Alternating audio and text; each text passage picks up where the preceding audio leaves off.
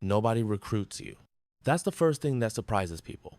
There are no pamphlets, no pitch. No one walks up to you at a dinner party and says, "We think you'd be a good candidate." You have to ask. You have to find a Mason because you have to know one to get in, and you have to say the words yourself, "I want to petition the lodge." And then you fill out a form. A committee of 3 men you've never met investigates your character, your reputation, your finances. They vote. It is possible to be rejected without ever learning why. If the ballot is clean, no blackballs, you receive a date and a time. That is all you are told. The night of your entered apprentice degree, you are placed in a preparation room before the ceremony begins. Someone removes your jacket, your left sleeve is rolled to the elbow, your right trouser leg is pulled up above the knee, your collar is loosened, and a slipper, a rough, flat slipper, is placed on your right foot. Then a length of rope is looped around your neck. Not tight, not decorative, just present. This is the cable toe. Its weight is negligible. Its meaning is not. A cloth is tied over your eyes. The hoodwink. You are led forward in the dark. You hear the door open ahead of you. You hear a room that is quiet in the way rooms are quiet when they are full of people who have decided not to speak. A sharp point presses against your chest, a dagger or a compass point, depending on the jurisdiction, and a voice asks if you proceed of your own free will. You say yes. The room begins.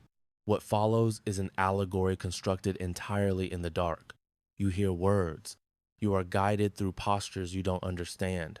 You kneel at an altar and place your hand on the volume of the sacred law of the Bible, open to the first chapter of Genesis, and you take an obligation. The language is old. The penalty clause is older. You swear to conceal and never reveal the secrets of this degree to anyone not similarly obligated, under forfeit that is graphic and specific and nobody actually intends. Then light. The hoodwink comes off. The lodge appears before you for the first time. 12, 20, 30 men arranged in ranked positions around a room lit by candlelight and electric fixture. The worshipful master at the east, elevated on a dais. The pillars, the altar at the center, the checkered floor. The letter G suspended above the altar, unglossed, awaiting explanation. You are now an entered apprentice.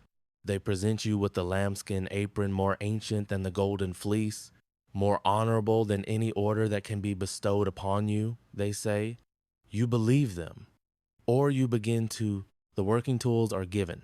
The 2 4-inch gauge to divide the day between labor and refreshment and service to God.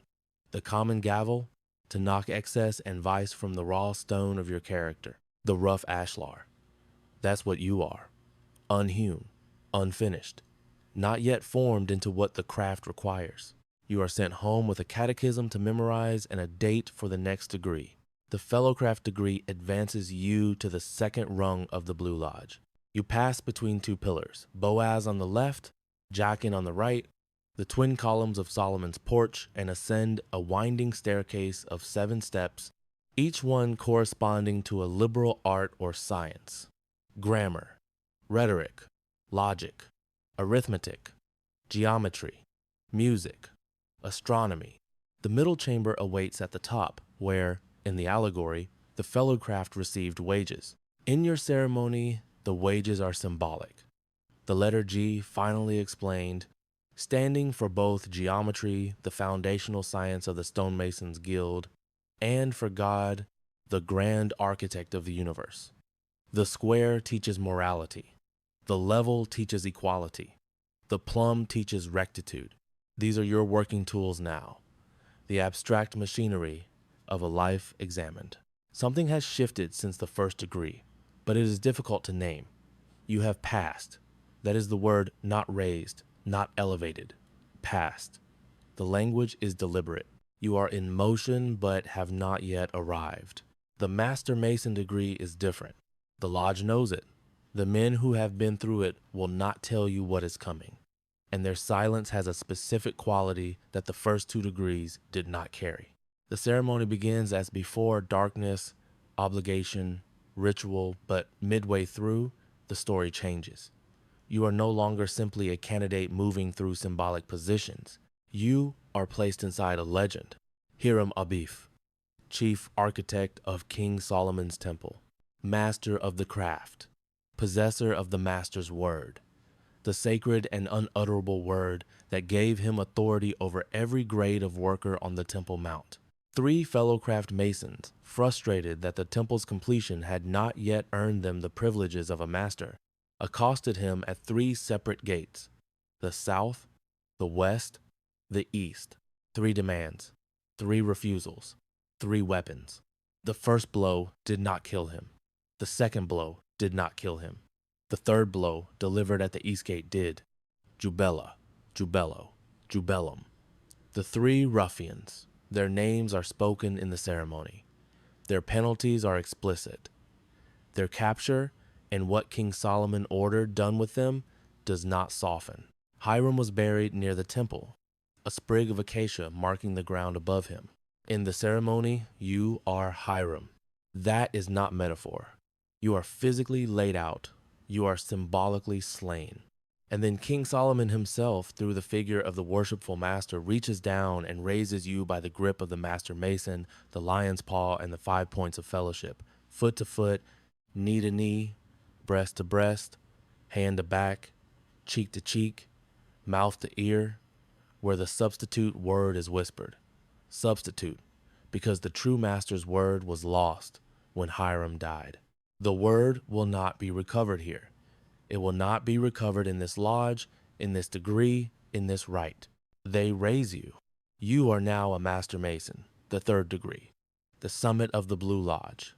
You leave with the lambskin apron tied differently, the words of the 5 points of fellowship memorized, and the understanding that you have symbolically died and been brought back with something that is not the original, a substitute, a replacement, a stand-in for a truth that has not yet been restored.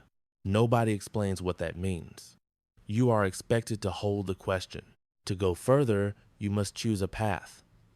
The York Rite, the Scottish Rite. Some men take both. The Scottish Rite is the one that stretches to 32 active degrees and one that is not conferred the same way. The 4th through 14th degrees are administered by the Lodge of Perfection. The degrees have names now, not just numbers. Secret Master, Perfect Master, Intimate Secretary, Provost, and Judge. Intendant of the building. Each degree is a theatrical presentation, costumes, stage lighting, multiple officers playing roles in a Masonic drama that reaches across centuries of symbolic history. You are often in the audience now, watching the degrees unfold, rather than moving through them as a solitary initiate. The intimacy of the Blue Lodge is gone. These are productions. The 18th degree, the Knight Rose Croix, administered by the chapter of Rose Croix, is the theological hinge of the entire Scottish Rite. The dominant symbol is the pelican, feeding her young with her own blood. The emphasis shifts to resurrection, to light recovered from darkness, to the light that the preceding degrees have been building toward without naming.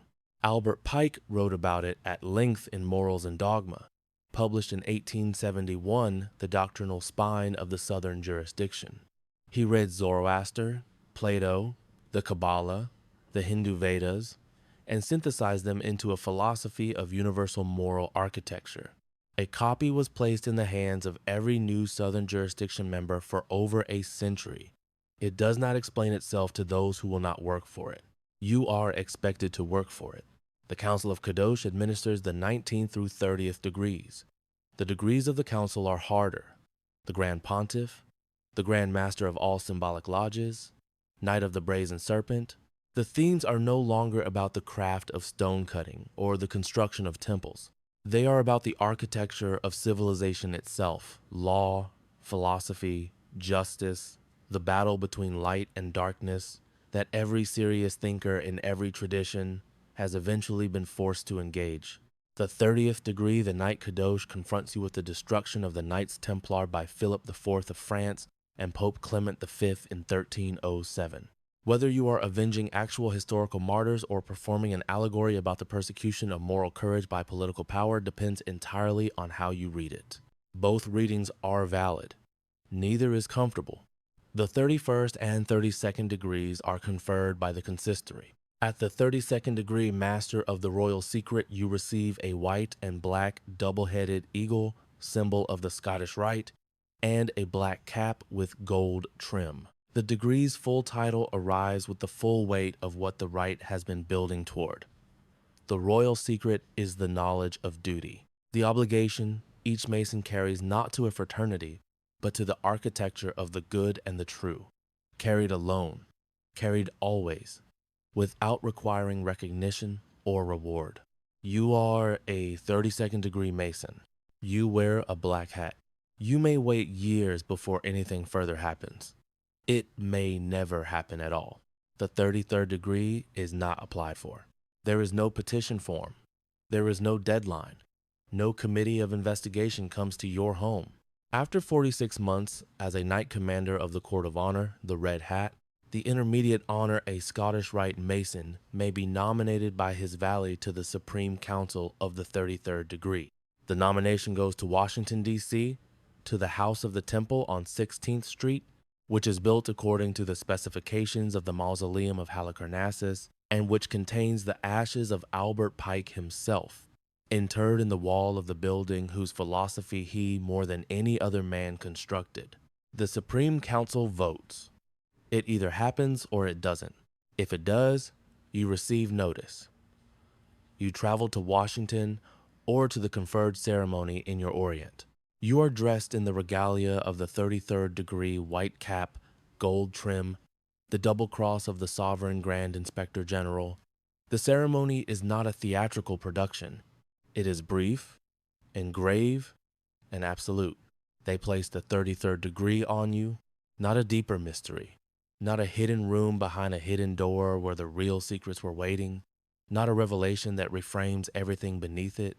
What settles over you instead is something more difficult to carry than a mystery would have been the full and final recognition that the system you have moved through for years, from the blindfolded first night at the lodge door to this room, was never about concealing something.